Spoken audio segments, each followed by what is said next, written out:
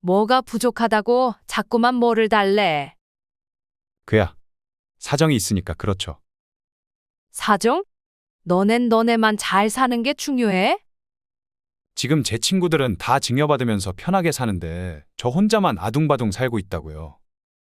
그래서 네 말은 이제껏 열심히 산 엄마 간이며 쓸개며 다 빼먹을 작정이야? 고작 네 주변 사람들보다 잘 살고 싶다는 이유 때문에? 왜 말씀을 그렇게 하세요? 그렇게 증여해준 부모님들은 지금 어떻게 살고 계시는데? 그런 생각은 안 해봤어? 그건 아무튼 여든 이후에는 솔직히 생활비도 많이 필요 없으시잖아요. 생활비가 왜 필요 없어? 아직도 할 게 얼마나 많은데. 그 나이에 뭘 하신다고 그러세요? 다치시면 어쩌려고요? 너한테 내가 병원비라도 내달라고 했어? 다른 부모님들은 자식들이 이렇게 얘기하면 마음 약해져서 다 주신다는데 엄마는 저를 아들로 생각하지 않는 거예요? 이젠 그런 전략으로 바꿨나 보구나. 그것도 다 며느리 머리에서 나온 거냐? 방금 대화 속 주인공 80세 김영순 할머니와 그의 아들 최진철입니다. 김씨 할머니는 80에 접어들자 슬슬 아들에게 재산을 증여해줘야 할지를 고민하고 있었습니다. 김씨의 아들은 김씨가 증여해줄 생각이 없어 보이자 계속 눈치를 보다가 증여에 대한 얘기를 김씨에게 꺼냈습니다. 김씨는 이 문제로 고민이 정말 많았습니다. 그냥 하나뿐인 아들에게 증여를 해주고 자신은 기초연금을 받으며 생활에도 큰 문제는 없을 것 같았습니다. 김 씨는 과거에는 자신보다는 항상 아들이 우선이었습니다. 아들을 낳고 나서 좋은 건 다 아들을 먹이고 자신은 좁은 집에서 살더라도 아들에게만큼은 남부럽지 않은 삶을 살게 해주고 싶었습니다. 하지만 김 씨는 이제는 왠지 그러면 안 될 것 같다는 느낌이 들었습니다.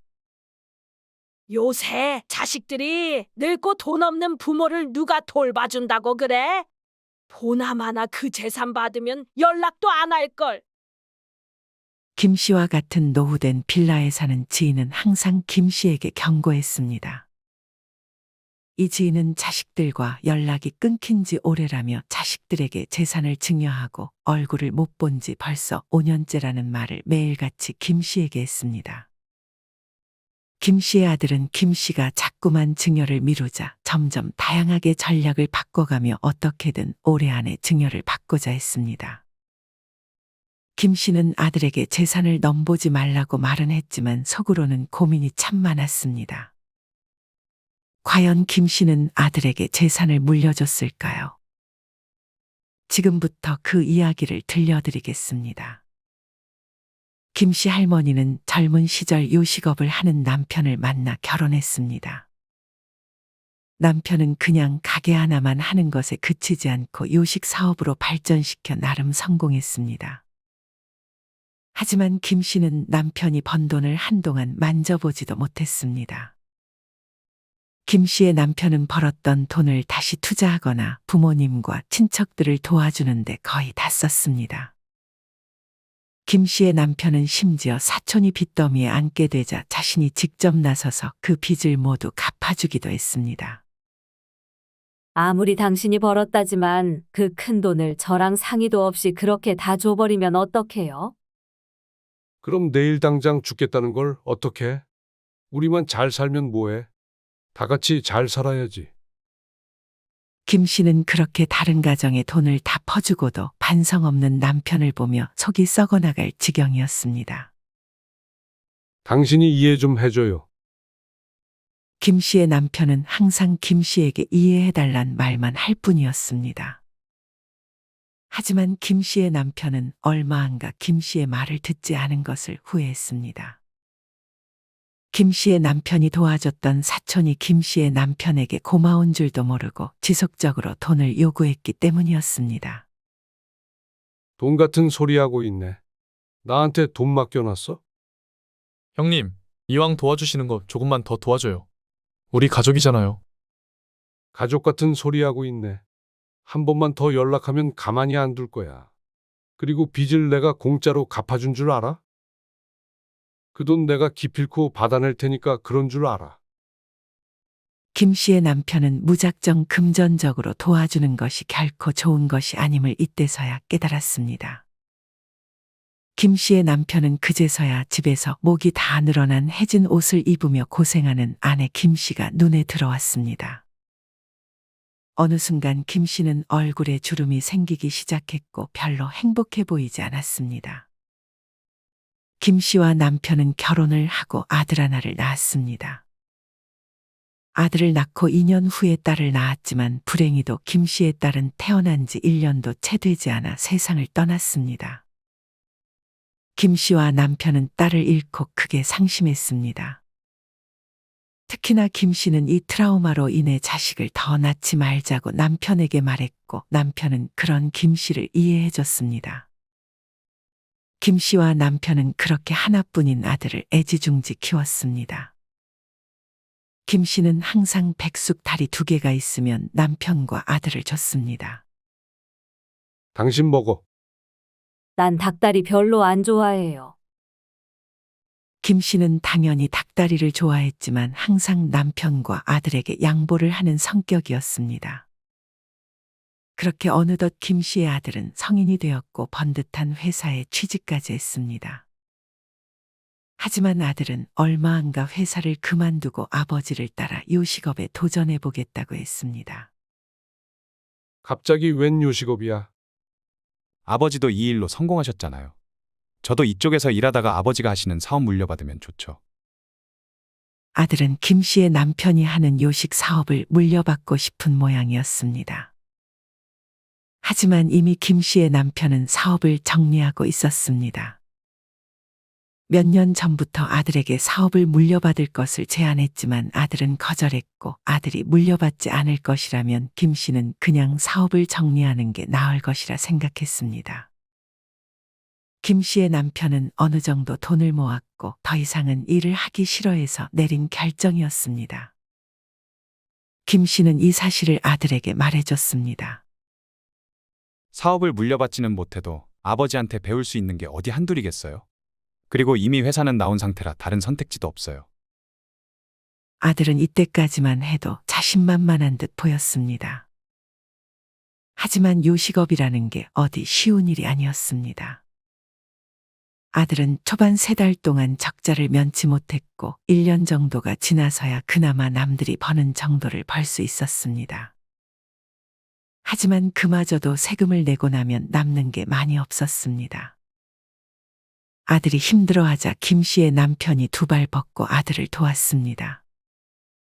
사업을 정리하느라 시간이 없었던 김 씨의 남편은 사업을 다 정리하자마자 아들의 가게에 거의 무보수로 들어가서 밤이고 낮이고 아들을 도왔습니다.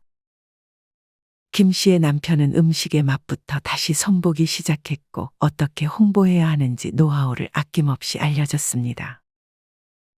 김 씨의 남편이 아들의 가게에 투입된 지 반년도 채 되지 않아 아들의 가게는 완전히 달라졌고 아들은 이제서야 숨통을 좀 틀 수 있었습니다. 잘 버는 다른 대기업 직원들이 부럽지 않을 정도로 벌기도 했습니다. 김 씨의 아들은 자신의 가게의 아르바이트생과 눈이 맞아 김 씨와 남편에게 결혼 소식을 알렸습니다. 김 씨의 남편은 이미 예비 며느리를 여러 번 본 듯 했습니다. 성격이 어떤 것 같아요? 싹싹하고 밝은 것 같아. 당신도 마음에 들 거야. 김 씨는 그런 남편의 말에 안도의 한숨을 내쉬었지만 남편의 사람을 보는 안목을 믿지는 않았습니다. 아들은 내년쯤에 결혼식을 올릴 거라고 해서 그때까지 약 1년 정도의 시간이 있었습니다.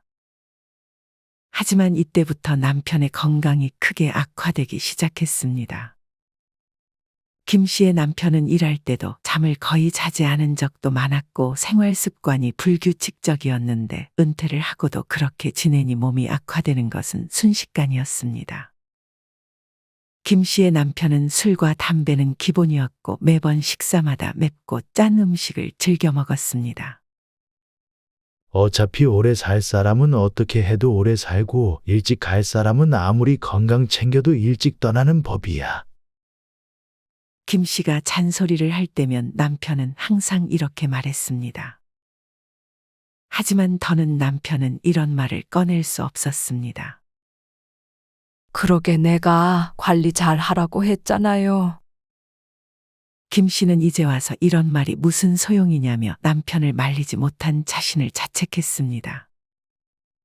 갈 때 되니까 가는 거야. 너무 속상해 하지 마. 그래도 아들 결혼은 꼭 보고 가야지. 김 씨는 아들에게 남편의 몸 상태를 알리고 결혼식을 앞당기는 게 어떻겠냐고 했지만 아들은 이미 결혼식장마다 예약이 꽉 차 있어서 그건 어려울 것 같다고 말했습니다. 김 씨의 남편은 그렇게 아들의 결혼식까지 악착같이 버텼고 결국 아들의 결혼식이 다가왔습니다. 하나밖에 없는 아들이 결혼을 하자 김 씨와 남편은 눈물을 멈출 수 없었습니다. 자경아, 보고 있니? 네 오빠 드디어 장가 간다.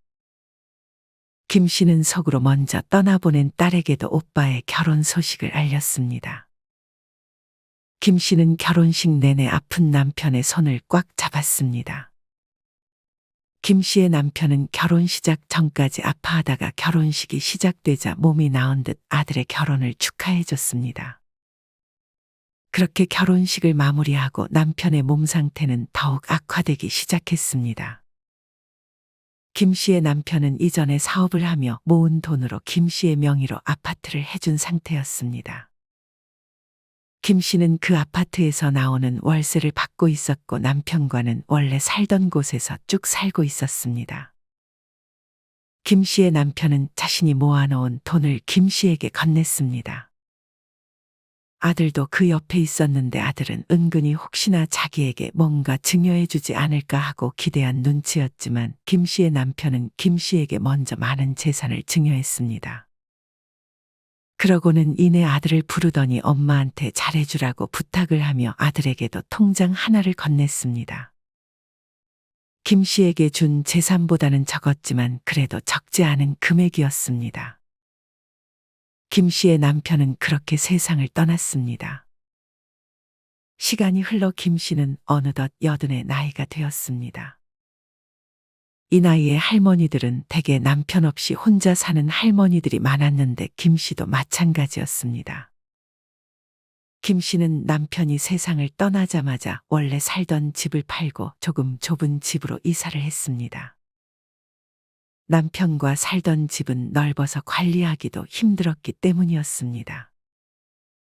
김 씨는 아들을 거의 1년에 한 번 정도 봤습니다. 심지어 1년에 한 번도 못 보는 애도 있었습니다.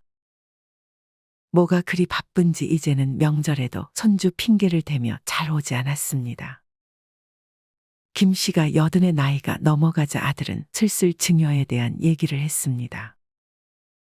김 씨는 60대, 70대까지만 해도 80 이후의 삶이 피부에 와닿지 않았습니다.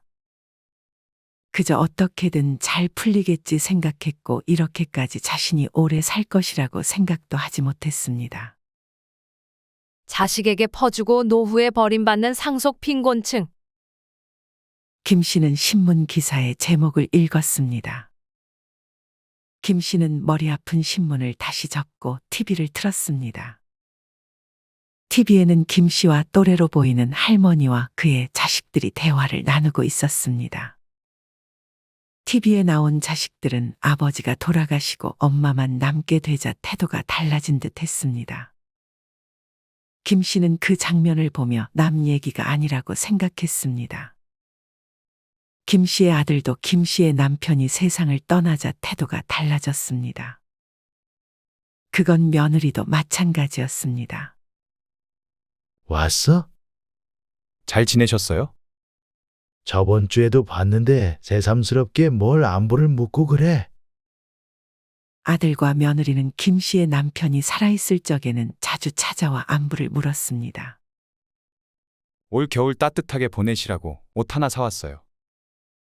며느리도 이때까지는 김 씨와 남편에게 참으로 싹싹했습니다.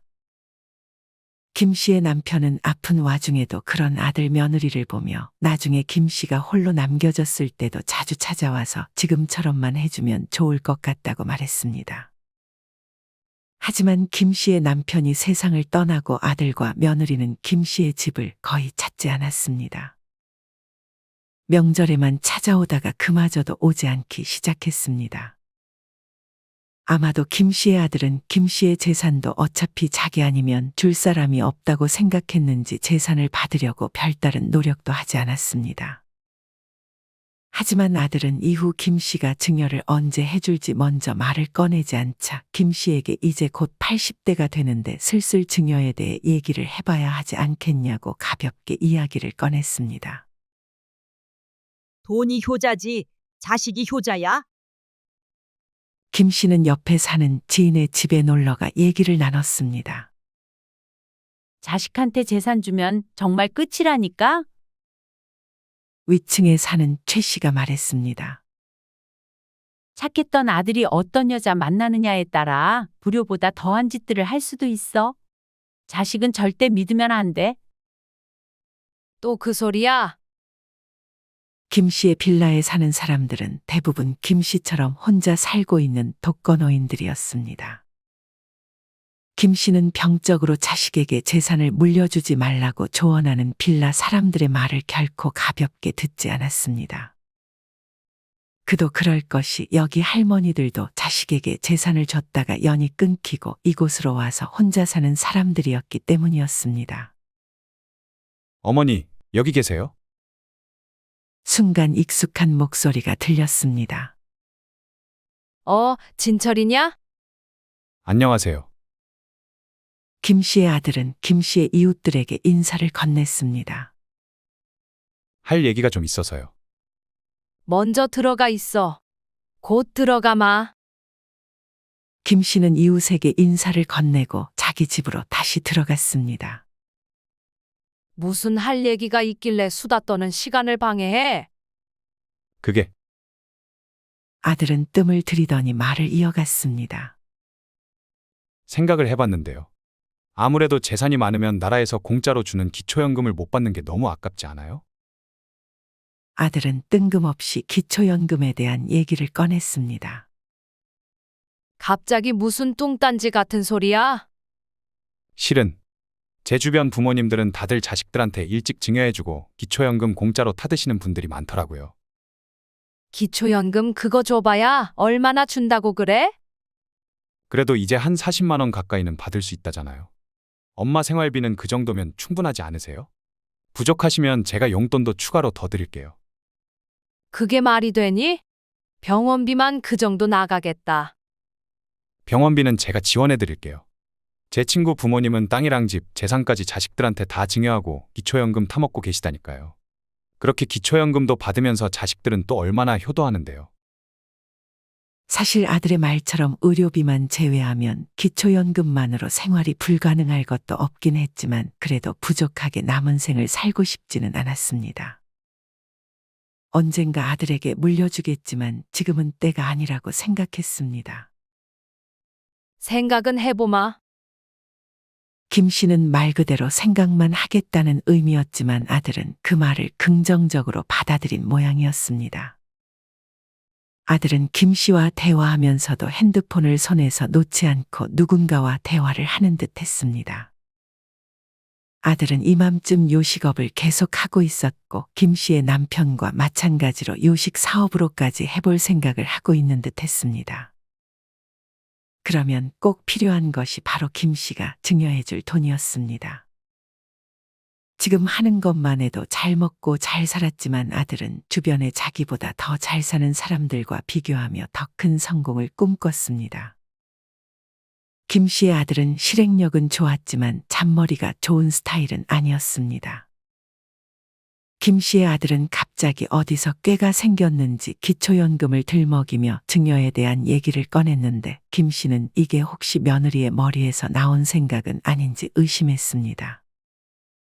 하지만 아직 확실한 증거는 없어 괜히 며느리를 의심하지는 않기로 했습니다. 기초연금? 푼돈 받아먹자고 자식들한테 모두 주고 임대 아파트에서 거지 생활하는 노인들이 바로 우리 옆 동네에 사는 사람들이야. 정신 차려야 돼. 김 씨의 이웃은 다시 한번 김 씨에게 경고했습니다. 잘하는 자식들도 있지만 그렇지 않은 자식들이 많은 것도 부인할 수 없지. 근데 자식이 그렇게 한다고 누구 탓할 필요도 없어. 어차피 우리가 다 자식 똑바로 키우지 못한 대가야. 그냥 본인들 인생은 본인들이 알아서 살라고 해야 돼. 이걸 잊고 사는 게 제일 한심한 노인들이라고. 자식이 착해도 지 살기가 힘드니 부모까지 챙길 시간과 돈이 없지. 옛날과는 시대가 바뀐 것을 인식해야 편하게 살아갈 수 있는 거야. 그래도 며느리는 꽤나 싹싹하다며? 효자 아들도 마누라 잘못 만나면 불효자 되는 거 시간 문제야. 며느리를 잘 얻어야지. 김 씨는 이웃들과의 대화에 부정적인 마음만 생겼습니다. 김 씨는 그래도 아직 몸이 건강했습니다. 김 씨의 하루 일과 중 하나는 매일 오후가 되면 햇빛을 맞으며 산책을 하는 것이었습니다. 김 씨는 사실 이렇게 걸을 수 있다는 것만으로 감사해하고 있습니다. 산책을 하던 김 씨는 같은 시간에 산책을 하는 현 씨 할머니와 잠깐 벤치에 앉아 쉬며 대화를 나눴습니다. 현 씨 할머니는 김 씨보다 2살 많은 82살이었습니다. 현 씨 할머니도 마찬가지로 남편과는 사별한 상태였습니다. 김 씨는 항상 현 씨를 언니라고 불렀습니다. 언니, 저번에 아들 찾아왔었다고 하지 않았어? 사업자금 필요하다고 상가 팔아서 지원해달라고 했었잖아. 그거 어떻게 됐어? 나 죽거든 가져가라고 했어. 내 주변 친구들 보니까 재산 다 주고 자식들 눈치 보며 사는 사람들만 가득했는데 내가 어떻게 그걸 주겠어? 그 친구들 어떻게 사는 줄 알아? 생활비 받으려고 전화도 못하고. 난 절대 그렇게 살고 싶지 않아. 아들은 서운해 안 해? 처음에는 서운해했지. 대신에 나이 들어서 너희한테 부담 주지 않고 내 노후는 내가 완벽하게 책임진다는 뜻을 분명히 전했어. 현 씨는 현재 임대료만으로 200만 원 정도의 수입이 있었습니다. 내 돈으로 하고 싶은 거 하면서 잘 살고 있어. 손을 안 벌리니 자식들 얼굴 보기도 편하고 가끔 손주 용돈도 주고 요즘은 오히려 자식들이랑 관계가 더 좋아졌지. 김 씨는 여러모로 이때부터 재산 증여는 살아있을 적에 하지 않는 것이 옳을 수도 있겠다는 생각이 차츰 들었습니다. 산책을 갔다 온 김 씨는 낮잠을 잘 준비를 하고 있었습니다. 그때 아들이 며느리와 함께 김 씨의 집을 찾아왔습니다. 간만에 본 며느리는 헤어스타일을 바꿨는지 알아보기 힘들었습니다. 이 시간에 웬일이야? 가게 출근 안 했어? 오늘 하루 휴무예요. 근데 무슨 일이야? 김 씨는 명절에도 오지 않던 며느리가 오자 기분이 썩 그렇게 좋지는 않았습니다. 엄마, 증여에 대해서 조금 생각해 보셨어요? 생각해봤는데 아직은 때가 아닌 것 같다. 아들은 속으로 한숨을 쉬더니 이내 말을 이어가기 시작했습니다. 저희 주영이 이번에 학원 들어갔는데 글쎄 선생님이 주영이 보고 영재래요. 주영이가? 머리가 좋대? 그렇다니까요. 근데 엄마도 아시겠지만 학원비도 만만치 않고 나중에는 유학도 보내줘야 할 수도 있는데. 아들은 다시 한번 전략을 바꿔 이제는 손주 핑계를 대기 시작했습니다. 그래서라뇨. 주영이가 남도 아니고 엄마 손주잖아요. 내 손주인 건 맞는데 너네 자식 아니야? 거리감 느껴지게 왜 그러세요? 너네 주영이 학원비 내줄 돈은 충분하잖아. 그건 요새 학원비가 좀 비싼가요? 며느리는 할머니의 말에 어버버하는 아들을 대신해 자기가 말을 하기 시작했습니다. 아마 이 아이디어도 다 며느리의 머리에서 나온 아이디어인데 자기 남편이 말을 잘 못하고 있자 답답해서 말을 대신하는 것 같았습니다. 어머님, 저희가 앞으로 주영이 유학도 보내고 미국에 있는 대학도 보내려면 돈이 필요해요. 자금에 맞게 저희도 계획을 세우죠. 이대로 주영이 재능도 펼치지 못하게 놔두실 거예요? 며느리는 김 씨에게 마치 손주가 나중에 잘못되면 김 씨 탓을 하려는 듯한 말투로 압박했습니다. 김 씨는 바로 대답을 하지 못하고 바람을 쐬러 잠깐 밖으로 향했습니다. 머리 아프다. 나 한 바퀴만 돌고 오마. 김 씨는 그렇게 밖으로 나왔지만 날이 금세 추워져서 겉옷을 챙기러 안으로 들어왔습니다. 그때 아들과 며느리가 방에서 대화하는 소리가 들렸습니다. 김 씨는 그곳으로 살금살금 걸어가 아들과 며느리의 대화 소리에 귀를 기울였습니다. 똑바로 못해? 미안해. 당신이 강하게 안 나가고 자꾸 한 발 뒤로 빼니까 저 노인네가 자꾸 망설이는 거 아니야. 손주 얘기하면 바로 넘어올 줄 알았는데 왜 저렇게 고집이 세지셨어? 원래 내가 얘기하는 건 다 들어주셨는데. 원래 낳을 생각 없었는데 저 노인네 재산 때문에 애 낳은 거 있지 않았지? 아파트 못 물려받으면 알아서 해. 집에서 나가버릴 거니까. 애는 당신이 키우든지 말든지. 뭐? 아무리 그래도 당신 배에서 나온 당신 자식인데 말을 왜 그렇게 함부로 해? 당신이 애만 낳으면 더 일찍 재산 받을 수 있을 것 같아서 애 낳은 거 아니야. 대화를 들어보니 며느리에게 손주는 그저 재산을 물려받기 위한 수단 그 이상 그 이하도 아닌 것 같았습니다. 김 씨는 분노했지만 바로 행동하지는 않았습니다. 우리 부모님 재산 형제들이랑 나누는 것도 억울해 죽겠는데. 하필 남자애가 아니고 여자애가 나오는 바람에 자식이 아니고 아주 짐이야 짐. 며느리 입에서 나온 말들은 아주 가관이었습니다. 며느리는 남자아이가 아닌 여자아이를 낳아서 사돈에게 재산을 조금밖에 물려받지 못하고 남자아이를 낳은 다른 형제에게 더 많은 재산이 간 것을 배아파하고 있었습니다. 당신이 외동이라 결혼한 거야. 당신 나 꼬실 때 외동이라 재산 다 물려받을 거라며 꼬시지 않았어? 그건 맞지. 이제 나도 더 이상은 못 참아. 올해 안에 증여 못 받으면 그땐 이혼할 테니까 그런 줄 알아. 이혼. 자기야, 왜 또 그래? 내가 어떻게든 엄마 마음은 돌려놓아 볼게. 저 머저리 같은 놈. 김 씨는 자신도 모르게 아들의 욕을 했습니다. 아들은 자기 마누라에게 콩깍지가 씌어도 단단히 씌인 모양이었습니다. 가서 정신 차리라고 물 한 바가지라도 뿌려주고 싶은 마음이었습니다. 이후 며느리는 화가 나 먼저 집으로 돌아갔고 김 씨는 아무것도 못 듣고 산책을 갔다 온 척 다시 집 안으로 들어갔습니다. 엄마, 저 정말 한 번만 도와주세요. 사실 결혼할 때 제가 엄마 아파트는 제 거라고 말하면서 결혼한 거예요. 와이프가 저한테 사기 결혼이라면서 이혼하재요. 저 이렇게 이혼하게 놔두실 거예요? 정신 좀 차려라. 저런 여자랑 계속 살고 싶어? 저한텐 제 가정이 전부예요. 평생 늙어서 엄마처럼 혼자 지내고 싶지도 않다고요. 김 씨는 아파트는 조금 더 고민이 필요하다며 일단 아파트에서 받고 있는 월세의 절반을 아들에게 주겠다고 했습니다. 이렇게라도 하지 않으면 아들은 절대 돌아가지 않을 작정을 한 것 같았기 때문이었습니다. 김 씨는 그렇게 아들을 돌려보냈습니다. 사실상 그 돈을 김 씨는 다 쓰지도 못하고 있어서 아들에게 준다 한들 김 씨에게 큰 문제가 되지는 않았습니다. 김 씨는 낮잠을 자기는 글렀다 생각하고 복잡한 마음에 다시 한번 밖으로 나갔습니다. 그거 알아? 이번에 서울에서 단둘이 살던 80대 자매 중 한 명은 숨진 채로 한 명은 탈진 상태로 수일간 방치가 됐대. 지나가던 할머니가 김 씨에게 말을 걸었습니다. 가족도 없었대? 조카가 있었는데 매일 연락한 건 아니었나 봐. 5일이 지나서 연락이 없자 그제서야 신고한 모양이야.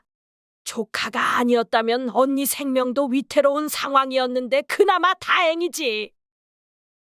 관련된 뉴스를 찾아보니 치매인 언니는 결혼을 하지 않아 가족이 없었던 것 같았습니다. 그리고 기초생활보장수급자 신분이 된 것으로 나와 있었습니다. 숨진 동생은 3층짜리 빌라 건물을 소유할 정도로 재력이 있는 모양이었습니다.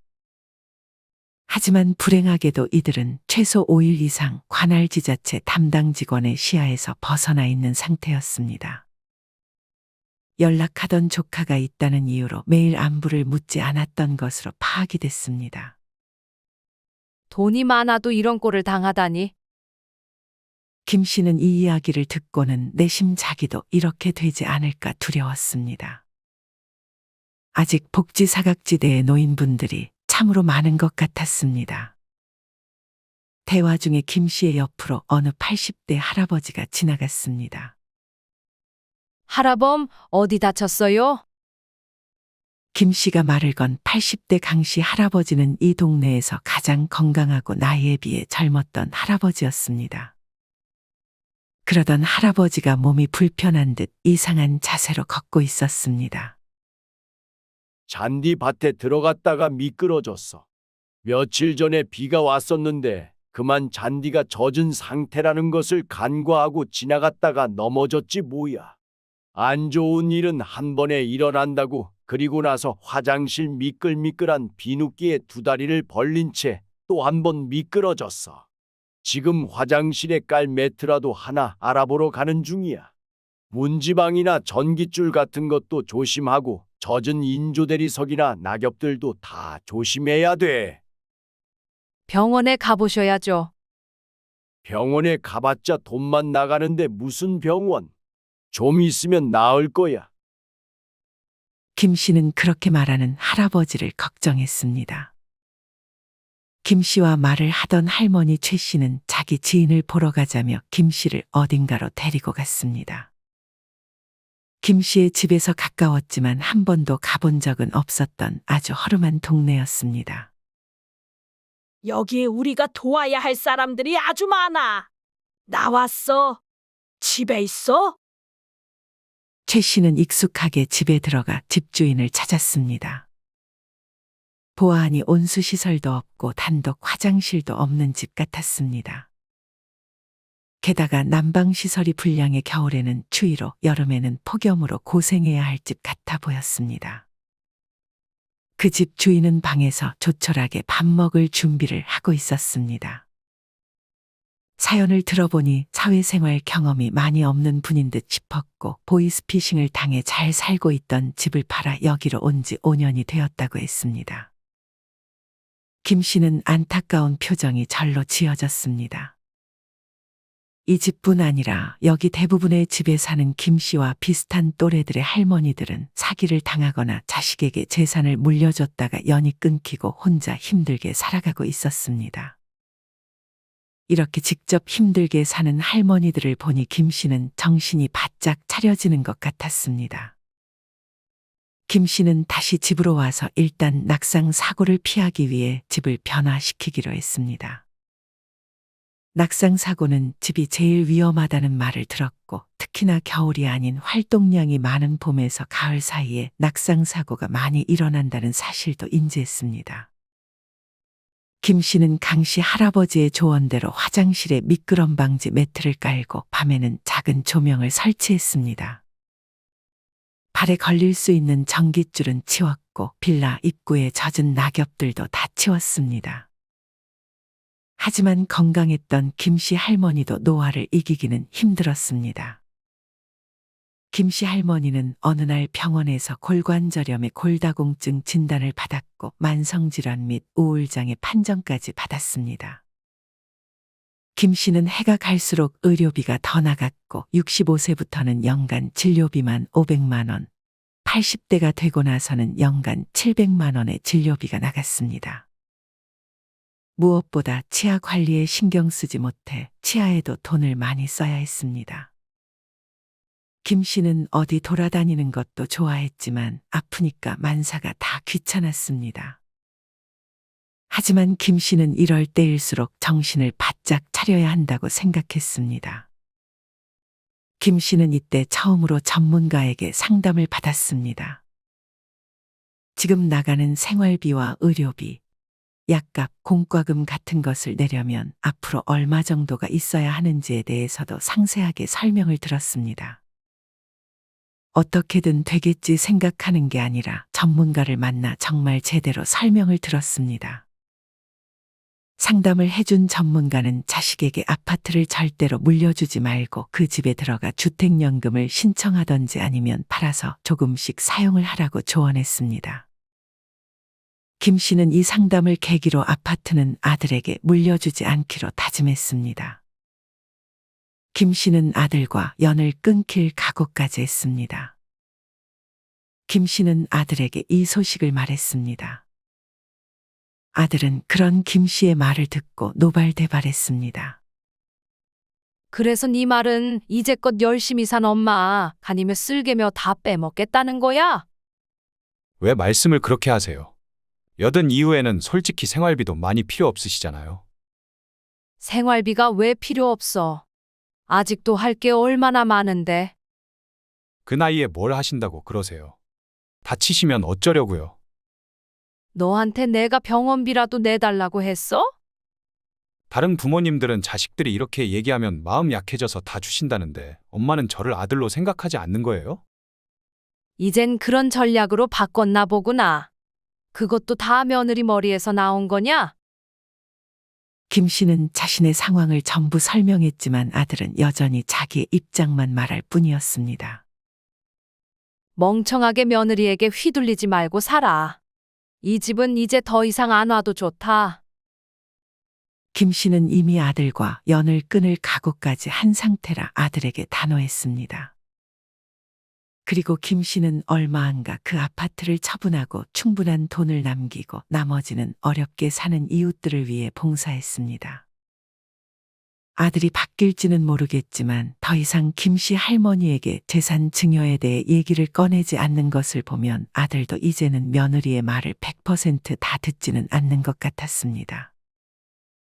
김 씨는 아들에게서 신경을 끄고 요새는 봉사하는 낙으로 하루하루를 행복하게 지내고 있습니다. 김 씨의 마을에 경로당이 하나 생겼고 김 씨는 그곳에 냉장고와 세탁기도 기부했습니다. 김 씨는 또래의 할머니들과 옹기종기 모여 노래를 불렀습니다. 노래 솜씨가 좋았던 김 씨는 어느덧 노래 교실의 강사가 되어 아주 조금이지만 소에게 돈도 받으며 그렇게 행복한 하루하루를 살아가고 있습니다. 여러분은 이런 김 씨의 이야기를 어떻게 들으셨나요? 만약 김 씨가 아들에게 마음이 약해져 재산을 미리 증여했다면 그 결말이 참으로 끔찍했을 것 같습니다. 많은 할머니들이 80대가 되면 대부분 남편과 사별을 한다고 합니다. 그리고 재산을 전부 자식들에게 물려주면서 정말 힘들게 살아가는 분들이 많다고 합니다. 80대가 되면 경제적인 활동이 아무래도 힘들게 되는데 이것보다 자식들 걱정만 앞서서 재산을 물려주는 분들을 보면 참으로 안타까운 마음이 느껴집니다. 심지어 기초연금을 받으려고 자식들에게 재산을 다 물려주고 힘들게 사시는 분들을 보면 안타까우면서도 그렇게 하는 게 나라를 위해서도 별로 좋은 방법은 아니라는 생각이 듭니다. 오늘은 조금은 뻔한 재산 관련된 주제의 이야기를 소개해 드렸습니다. 하지만 자식들과의 재산 문제는 그만큼 중요하기 때문에 여러분은 정말 재산을 목숨같이 지켜야 합니다. 재산을 미리 물려주고 피눈물 흘리는 부모님들이 많습니다. 만약 자식들의 부탁에 마음이 약해질 때면 언제든 이 이야기를 다시 들으러 오시길 바랍니다. 여러분은 오늘 이야기 속 주인공 김씨 할머니가 잘했다는 생각이 드시나요? 이와 관련하여 여러분의 자유로운 생각들을 댓글로 남겨주세요. 이상으로 오늘의 영상을 마치겠습니다. 우리 모든 구독자분들의 행복한 여생을 응원합니다. 다음에 더 흥미로운 이야기로 찾아뵙겠습니다. 감사합니다.